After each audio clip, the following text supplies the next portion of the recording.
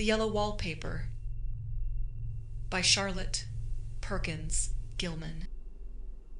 It is very seldom that mere ordinary people like John and myself secure ancestral halls for the summer. A colonial mansion, a hereditary estate, I would say a haunted house, and reach the height of romantic felicity. But that would be asking too much of fate. Still, I will proudly declare that there is something queer about it. Else, why should it be let so cheaply? And why have stood so long untenanted? John laughs at me, of course. But one expects that in marriage, John is practical in the extreme.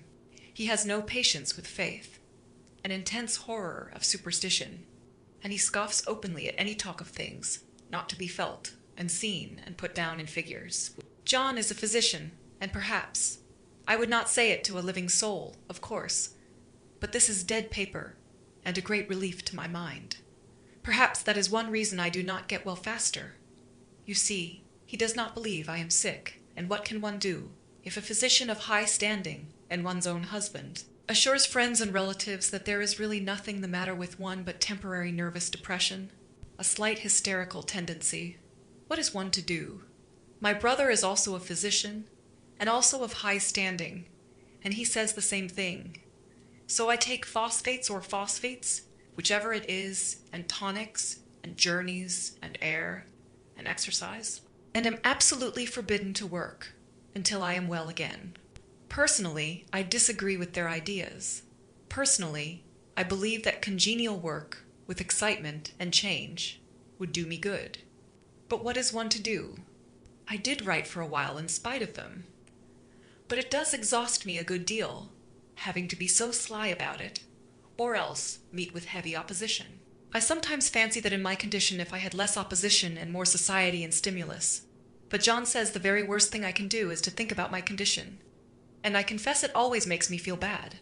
So I will let it alone and talk about the house, the most beautiful place. It is quite alone, standing well back from the road, quite 3 miles from the village. It makes me think of English places that you read about, where there are hedges and walls and gates that lock, and lots of separate little houses for the gardeners and people. There is a delicious garden. I never saw such a garden, large and shady, full of box-bordered paths, and lined with long grappa-covered arbors with seats under them. There were greenhouses, too, but they are all broken now. There was some legal trouble, I believe. Something about the heirs and co-heirs. Anyhow, the place has been empty for years. That spoils my ghostliness, I am afraid. But I don't care. There is something strange about the house. I can feel it. I even said so to John one moonlight evening. But he said what I felt was a draught, and shut the window. I get unreasonably angry with John sometimes. I'm sure I never used to be so sensitive. I think it is due to this nervous condition. But John says, if I feel so, I shall neglect proper self-control. So I take pains to control myself, before him, at least. And that makes me very tired. I don't like our room a bit. I wanted one downstairs that opened on the piazza, and had roses all over the window, and such pretty old-fashioned chintz hangings. But John would not hear of it. He said there was only one window and not room for 2 beds, and no near room for him if he took another. He is very careful and loving, and hardly lets me stir without special direction. I have a scheduled prescription for each hour in the day. He takes all care for me, and so I feel basely ungrateful not to value it more. He said we came here solely on my account, that I was to have perfect rest and all the air I could get. Your exercise depends on your strength, my dear, said he, and your food somewhat on your appetite, but air you can absorb all the time. So we took the nursery at the top of the house. It is a big, airy room, the whole floor nearly, with windows that look all ways, and air and sunshine galore. It was nursery first, and then playground and gymnasium. I should judge, for the windows are barred for little children, and there are rings and things in the walls. The paint and paper look as if a boys' school had used it. It is stripped off the paper, in great patches all around the head of my bed, about as far as I can reach, and in a great place on the other side of the room, low down. I never saw a worse paper in my life. One of those sprawling, flamboyant patterns committing every artistic sin. It is dull enough to confuse the eye in following, pronounced enough to constantly irritate, and provoke study, and when you follow the lame, uncertain curves for a little distance. They suddenly commit suicide, plunge off at outrageous angles, destroy themselves in unheard of contradictions. The color is repellent, almost revolting, a smoldering, unclean yellow, strangely faded by the slow-turning sunlight. It is a dull yet lurid orange in some places, a sickly sulfur tint in others. No wonder the children hated it. I should hate it myself if I had to live in this room long. There comes John, and I must put this away. He hates to have me write a word. We have been here 2 weeks, and I haven't felt like writing before, since that first day. I am sitting by the window now, up in this atrocious nursery, and there is nothing to hinder my writing as much as I please, save lack of strength. John is away all day, and even some nights when his cases are serious. I am glad my case is not serious. But these nervous troubles are dreadfully depressing. John does not know how much I really suffer. He knows there is no reason to suffer, and that satisfies him. Of course, it is only nervousness. It does weigh on me so not to do my duty in any way. I meant to be such a help to John, such a real rest and comfort. And here I am, a comparative burden already. Nobody would believe what an effort it is to do what little I am able, to dress and entertain and order things. It is fortunate Mary is so good with the baby. Such a dear baby. And yet I cannot be with him. It makes me so nervous. I suppose John never was nervous in his life. He laughs at me so about this wallpaper. At first he meant to repaper the room, but afterwards he said that I was letting it get the better of me, and that nothing was worse for a nervous patient than to give way to such fancies. He said that after the wallpaper was changed it would be the heavy bedstead, and then the barred windows, and then that gate at the head of the stairs, and so on. You know, the place is doing you good. He said, and really, dear, I don't care to renovate the house, just for a 3 months rental. Then do let us go downstairs, I said. There are such pretty rooms there. Then he took me in his arms, and called me a blessed little goose, and said he would go down cellar if I wished, and have it whitewashed into the bargain. But he is right enough about the beds and windows and things. It is as airy and comfortable a room as anyone need wish. And of course, I would not be so silly as to make him uncomfortable, just for a whim. I'm really getting quite fond of the big room, all but that horrid paper. Out of one window I can see the garden, those mysterious deep-shaded arbors, the riotous old-fashioned flowers, and bushes and gnarly trees. Out of another, I get a lovely view of the bay, and a little private wharf belonging to the estate. There is a beautiful shaded lane that runs down there from the house. I always fancy I see people walking in these numerous paths and arbors, but John has cautioned me not to give way to fancy in the least. He says that with my imaginative power and habit of story-making, a nervous weakness, like mine, is sure to lead to all manner of excited fancies, and that I ought to use my will and good sense to check the tendency. So I try. I think sometimes that if I were only well enough to write a little, it would relieve the press of ideas and rest me. But I find I get pretty tired when I try. It is so discouraging not to have any advice and companionship about my work. When I get really well, John says, we will ask Cousin Henry and Julia down for a long visit. But he says he would as soon put fireworks in my pillowcase as to let me have those stimulating people about now. I wish I could get well faster. But I must not think about that. This paper looks to me as if it knew what a vicious influence it had. There is a recurrent spot where the pattern lolls like a broken neck, and 2 bulbous eyes stare at you upside down. I get positively angry with the impertinence of it and the everlastingness. Up and down and sideways they crawl, and those absurd, unblinking eyes are everywhere. There is one place where 2 breadths didn't match, and the eyes go all up and down the line, one a little higher than the other. I never saw so much expression in an inanimate thing before, and we all know how much expression they have. I used to lie awake as a child, and get more entertainment and terror out of blank walls and plain furniture than most children could find in a toy store. I remember what a kindly wink the knobs of our big old bureau used to have, and there was one chair that always seemed like a strong friend. I used to feel that if any of the other things looked too fierce, I could always hop into that chair and be safe. The furniture in this room is no worse than inharmonious, however, for we had to bring it all from downstairs. I suppose when this was used as a playroom, they had to take the nursery things out, and no wonder. I never saw such ravages as the children have made here. The wallpaper, as I said before, is torn off in spots, and it sticketh closer than a brother. They must have had perseverance as well as hatred. Then the floor is scratched and gouged and splintered. The plaster itself is dug out here and there, and this great heavy bed, which is all we found in the room, looks as if it had been through the wars. But I don't mind it a bit. Only the paper. There comes John's sister. Such a dear girl as she is, and so careful of me. I must not let her find me writing. She is a perfect, an enthusiastic housekeeper, and hopes for no better profession. I verily believe she thinks it is the writing which made me sick. But I can write when she is out, and see her a long way off from these windows. There is one that commands the road, a lovely, shaded, winding road, and one that just looks off over the country. A lovely country, too, full of great elms and velvet meadows. This wallpaper has a kind of sub-pattern in a different shade, a particularly irritating one, for you can only see it in certain lights, and not clearly then. But in the places where it isn't faded, and where the sun is just so, I can see a strange, provoking, formless sort of figure that seems to sulk about behind that silly and conspicuous front design. Therese, sister, on the stairs. Well, the 4th of July is over. The people are gone, and I am tired out. John thought it might do me good to see a little company, so we just had Mother and Nellie and the children down for a week. Of course I didn't do a thing. Jenny sees to everything now, but it tired me all the same. John says if I don't pick up faster, he shall send me to Ware Mitchell in the fall. But I don't want to go there at all.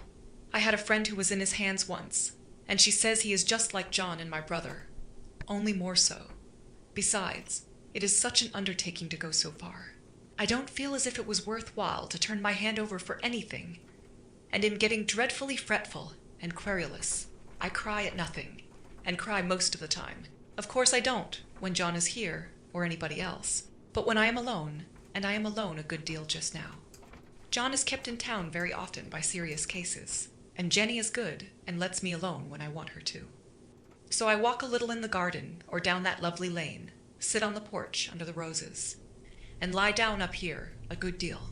I'm getting really fond of the room in spite of the wallpaper, perhaps because of the wallpaper. It dwells in my mind so. I lie here on this great immovable bed. It is nailed down, I believe, and follow that pattern about by the hour. It is as good as gymnastics, I assure you.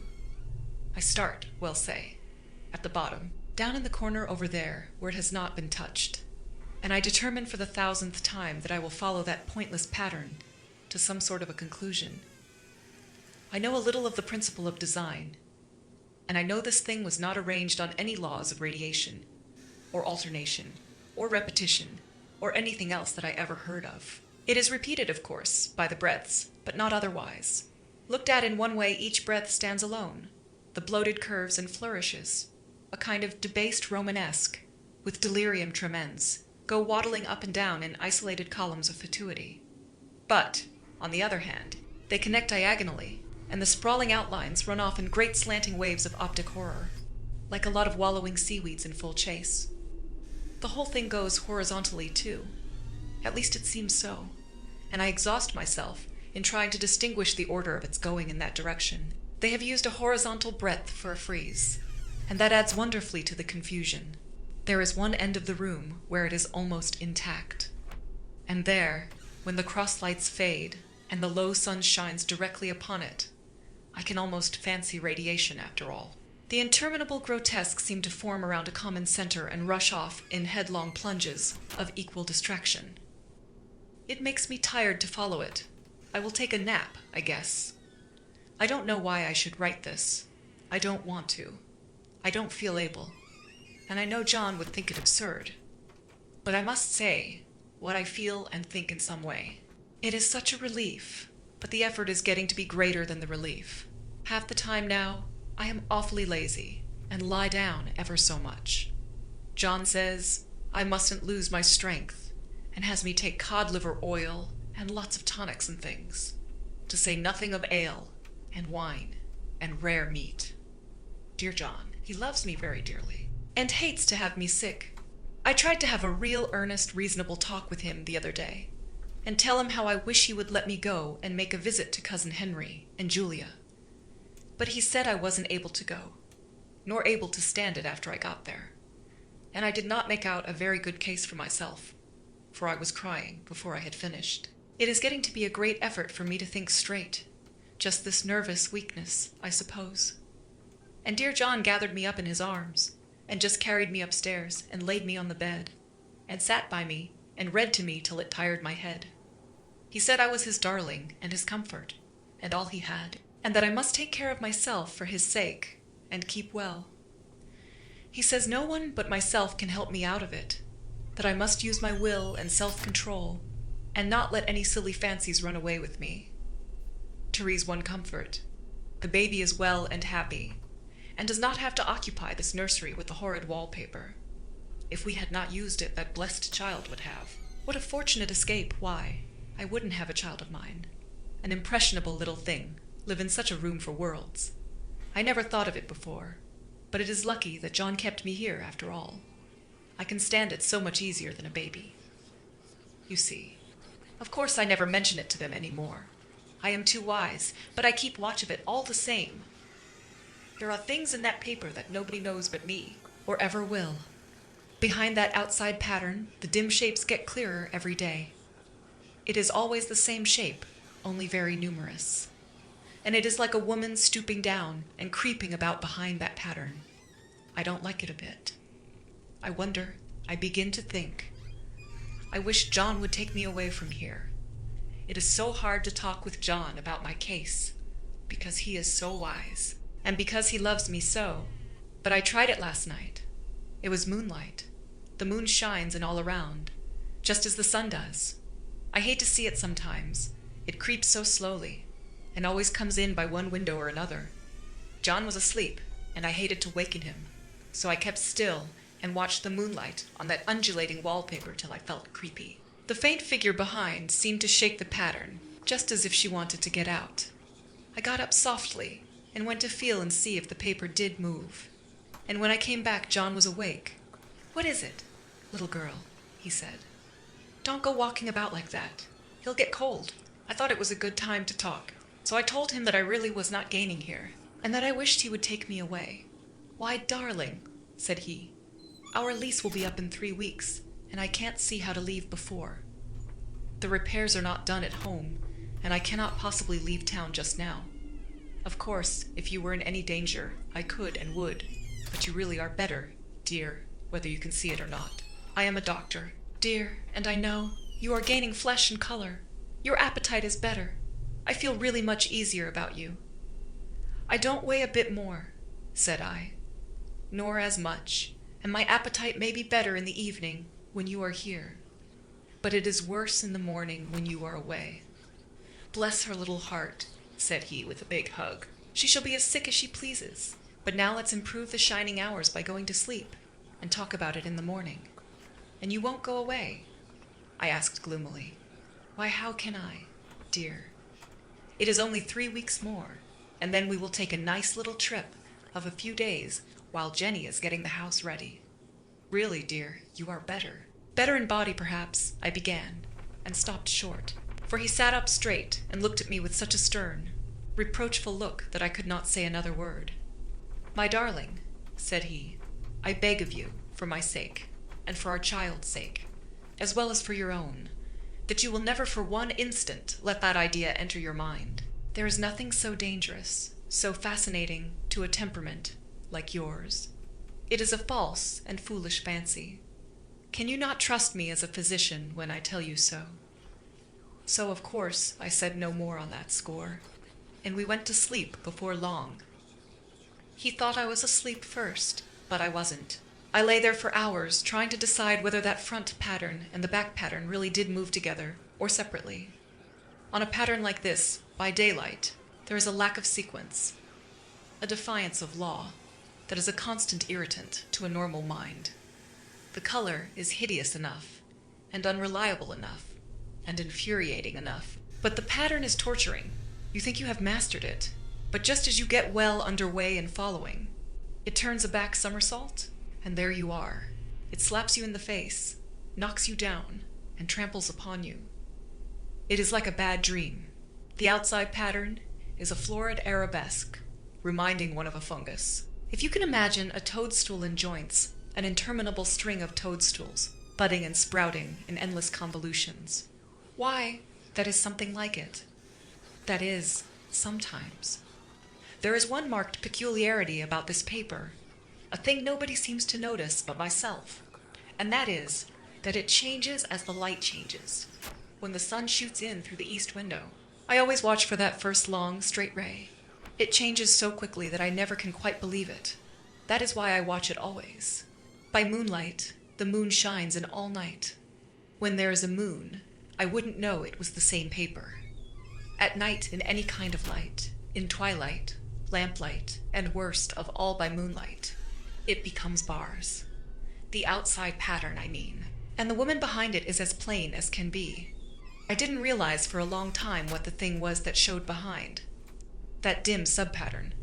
But now I am quite sure it is a woman. By daylight she is subdued, quiet. I fancy it is the pattern that keeps her so still. It is so puzzling. It keeps me quiet by the hour. I lie down ever so much now. John says it is good for me, and to sleep all I can. Indeed, he started the habit by making me lie down for an hour after each meal. It is a very bad habit, I am convinced, for you see, I don't sleep. And that cultivates deceit, for I don't tell them I'm awake. Oh no, the fact is, I am getting a little afraid of John. He seems very queer sometimes, and even Jenny has an inexplicable look. It strikes me occasionally, just as a scientific hypothesis, that perhaps it is the paper. I have watched John when he did not know I was looking, and come into the room suddenly on the most innocent excuses, and I've caught him several times looking at the paper. And Jenny too. I caught Jenny with her hand on it once. She didn't know I was in the room, and when I asked her in a very quiet voice, with the most restrained manner possible, what she was doing with the paper, she turned around, as if she had been caught stealing, and looked quite angry, asked me why I should frighten her so. Then she said that the paper stained everything it touched, that she had found yellow smooches on all my clothes and John's, and she wished we would be more careful. Did not that sound innocent? But I know she was studying that pattern, and I am determined that nobody shall find it out but myself. Life is very much more exciting now than it used to be. You see, I have something more to expect, to look forward to watch. I really do eat better, and am more quiet than I was. John is so pleased to see me improve. He laughed a little the other day, and said I seemed to be flourishing in spite of my wallpaper. I turned it off with a laugh. I had no intention of telling him it was because of the wallpaper. He would make fun of me. He might even want to take me away. I don't want to leave now until I have found it out. There is a week more, and I think that will be enough. I'm feeling ever so much better. I don't sleep much at night, for it is so interesting to watch developments, but I sleep a good deal in the daytime. In the daytime it is tiresome and perplexing. There are always new shoots on the fungus, and new shades of yellow all over it. I cannot keep count of them. Though I have tried conscientiously, it is the strangest yellow, that wallpaper. It makes me think of all the yellow things I ever saw. Not beautiful ones, like buttercups, but old foul, bad yellow things. But there is something else about that paper, the smell. I noticed it the moment we came into the room, but with so much air and sun, it was not bad. Now we have had a week of fog and rain, and whether the windows are open or not, the smell is here. It creeps all over the house. I find it hovering in the dining room, skulking in the parlor, hiding in the hall, lying in wait for me on the stairs. It gets into my hair, even when I go to ride. If I turn my head suddenly and surprise it, there is that smell. Such a peculiar odor, too. I have spent hours in trying to analyze it, to find what it smelled like. It is not bad, at first, and very gentle, but quite the subtlest, most enduring odor I ever met. In this damp weather, it is awful. I wake up in the night and find it hanging over me. It used to disturb me at first. I thought seriously of burning the house to reach the smell, but now I am used to it. The only thing I can think of that it is like is the color of the paper. A yellow smell. There is a very funny mark on this wall, low down, near the mopboard, a streak that runs round the room. It goes behind every piece of furniture, except the bed. a long straight, even smooch, as if it had been rubbed over and over. I wonder how it was done, and who did it, and what they did it for. Round and round and round, and round and round. It makes me dizzy. I really have discovered something at last. Through watching so much at night, when it changes so, I have finally found out. The front pattern does move, and no wonder the woman behind shakes it. Sometimes I think there are a great many women behind, and sometimes only one, and she crawls around fast, and her crawling shakes it all over. Then in the very bright spots, she keeps still, and in the very shady spots, she just takes hold of the bars and shakes them hard. And she is all the time trying to climb through, but nobody could climb through that pattern. It strangles so. I think that is why it has so many heads.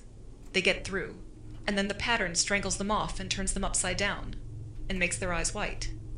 If those heads were covered or taken off, it would not be half so bad. I think that woman gets out in the daytime, and I'll tell you why. Privately, I've seen her. I can see her out of every one of my windows. It is the same woman, I know, for she is always creeping, and most women do not creep by daylight. I see her on that long shaded lane, creeping up and down. I see her in those dark grape arbors, creeping all around the garden.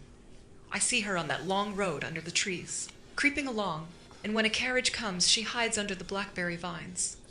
I don't blame her a bit. It must be very humiliating to be caught creeping by daylight. I always lock the door when I creep by daylight. I can't do it at night, for I know John would suspect something at once, and John is so queer now that I don't want to irritate him.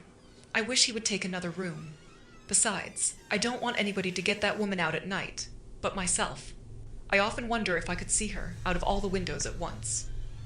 But, turn as fast as I can only see out of one at one time. And though I always see her, she may be able to creep faster than I can turn.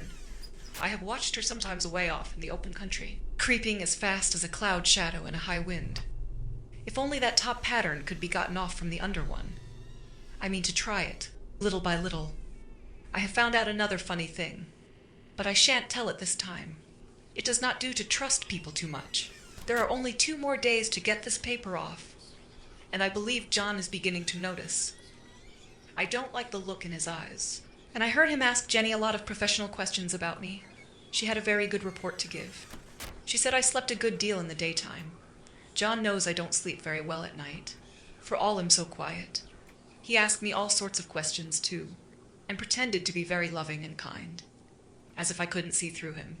Still, I don't wonder he acts so, sleeping under this paper for 3 months. It only interests me, but I feel sure John and Jenny are secretly affected by it. Hurrah! This is the last day, but it is enough. John is to stay in town overnight, and won't be out until this evening. Jenny wanted to sleep with me, the sly thing. But I told her I should undoubtedly rest better for a night all alone. That was clever. For really I wasn't alone a bit, as soon as it was moonlight, and that poor thing began to crawl and shake the pattern. I got up and ran to help her. I pulled and she shook. I shook and she pulled, and before morning we had peeled off yards of that paper, a strip about as high as my head and half around the room. And then when the sun came and that awful pattern began to laugh at me, I declared I would finish it today. We go away tomorrow, and they are moving all my furniture down again to leave things as they were before. Jenny looked at the wall in amazement, but I told her merrily that I did it out of pure spite at the vicious thing. She laughed and said she wouldn't mind doing it herself, but I must not get tired. How she betrayed herself that time. But I am here, and no person touches this paper but me, not alive. She tried to get me out of the room. It was too patent. But I said it was so quiet and empty and clean now that I believed I would lie down again and sleep all I could. And not to wake me even for dinner, I would call when I woke. So now she is gone, and the servants are gone, and the things are gone. And there is nothing left but that great bedstead nailed down, with the canvas mattress we found on it. We shall sleep downstairs tonight, and take the boat home tomorrow. I quite enjoy the room. Now it is bare again. How those children did tear about here. This bedstead is fairly gnawed, but I must get to work. I have locked the door and thrown the key down into the front path. I don't want to go out, and I don't want to have anybody come in till John comes. I want to astonish him. I've got a rope up here that even Jenny did not find. If that woman does get out and tries to get away, I can tie her. But I forgot I could not reach far without anything to stand on. This bed will not move. I tried to lift and push it until I was lame. And then I got so angry, I bit off a little piece at one corner, but it hurt my teeth. Then I peeled off all the paper I could reach, standing on the floor. It sticks horribly, and the pattern just enjoys it. All those strangled heads and bulbous eyes and waddling fungus growths just shriek with derision. I am getting angry enough to do something desperate. To jump out of the window would be admirable exercise, but the bars are too strong even to try. Besides, I wouldn't do it. Of course not. I know well enough that a step like that is improper and might be misconstrued. I don't like to look out of the windows even. There are so many of those creeping women, and they creep so fast. I wonder if they all come out of that wallpaper as I did. But I am securely fastened now by my well-hidden rope. You don't get me out in the road there. I suppose I shall have to get back behind the pattern when it comes night, and that is hard. It is so pleasant to be out in this great room and creep around as I please. I don't want to go outside. I want, even if Jenny asks me to, for outside you have to creep on the ground, and everything is green instead of yellow. But here I can creep smoothly on the floor, and my shoulder just fits in that long smooch around the wall, so I cannot lose my way. Why? Trays John at the door. It is no use, young man. You can't open it. How he does call and pound. Now has crying for an axe. It would be a shame to break down that beautiful door. John dear, said I in the gentlest voice. The key is down by the front steps, under a plantain leaf. That silenced him for a few moments. Then he said, very quietly indeed, open the door, my darling. I can't, said I. The key is down by the front door under a plantain leaf. And then I said it again, several times, very gently and slowly, and said it so often that he had to go and see, and he got it. Of course, and came in. He stopped short by the door. What is the matter? He cried. For God's sake, what are you doing? I kept on creeping just the same, but I looked at him over my shoulder. I've got out at last, said I, in spite of you and Jane, and I've pulled off most of the paper, so you can't put me back. Now why should that man have fainted? But he did, and right across my path by the wall, so that I had to creep over him every time.